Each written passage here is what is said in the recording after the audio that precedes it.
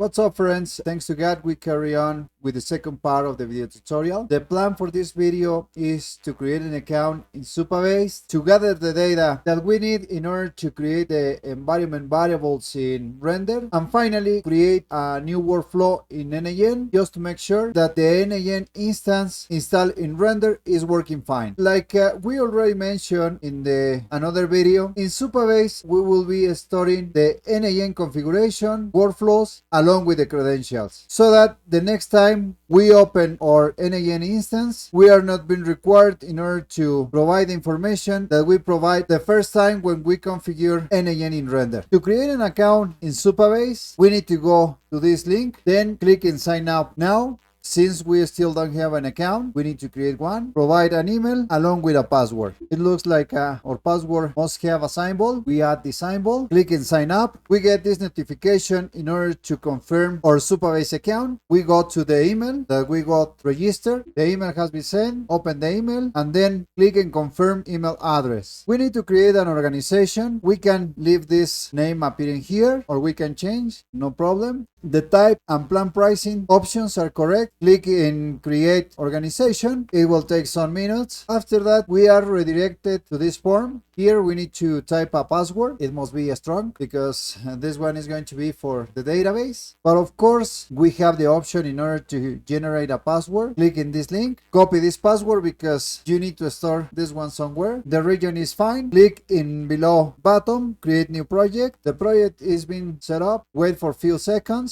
If we see this button in this way, it means that the setup is over. The next step is to go to our render dashboard, go down a little bit, click in this service name. In the left panel, click in environment. In this section, we will add our environment variables, but with the information of Supabase. These variables will be added in order to store the n8n configuration along with the workflows that we create and so on. To add those variables, we have two options. The first one is by creating each variable manually, or we can load multiple environment variables by using the second option. If we go to the first option here, like I already mentioned, we need to add variable by variable, and this process can be more tedious. I suggest you to go for the second option, but first I need to remove this. In the other hand, I won't be able in order to proceed. So if we go to the second option, we need to choose a file, but this file must have this extension and it must not have any name, just the extension .env. I have already prepared this file. It is here, but if I open this one using Notepad++,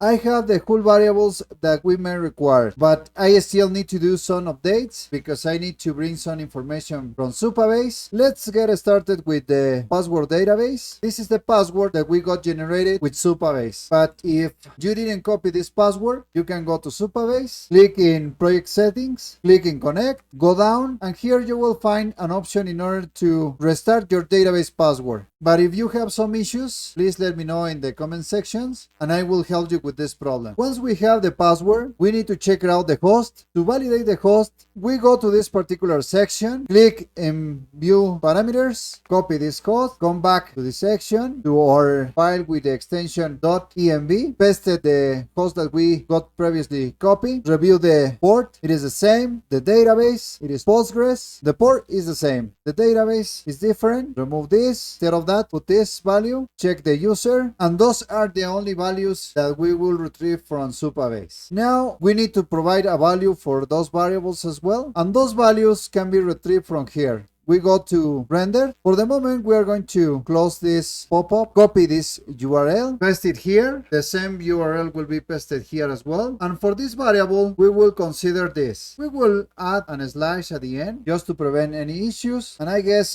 we have all variables that we need to include in render. And with those variables, our instance will work correctly. If you want to know more about the use of each environment variable, I have added a comment here. You can check it out this comment. In the comment section, I will leave the steps that you need to follow in order to obtain this file, along with some URLs that you may need in order to install render, Supabase, and so on. Our file with extension .env is ready. Go back to render, click in the drop down add, go for the second option, click in choose a file, select the file with the extension .env, open, click in add variables, and as you can see, all the variables are here. Click in save, reveal, and deploy. The variables were stored correctly in render. Go up, and I suggest you to click in manual deploy, then clear build cache and deploy. Just to avoid any kind of issues. It will take a little bit more time. Try to be patient. This process can take like 5 minutes. If we see this icon here, it means that the deploy is complete. Click in this URL, provide the data in the mandatory fields, click in next,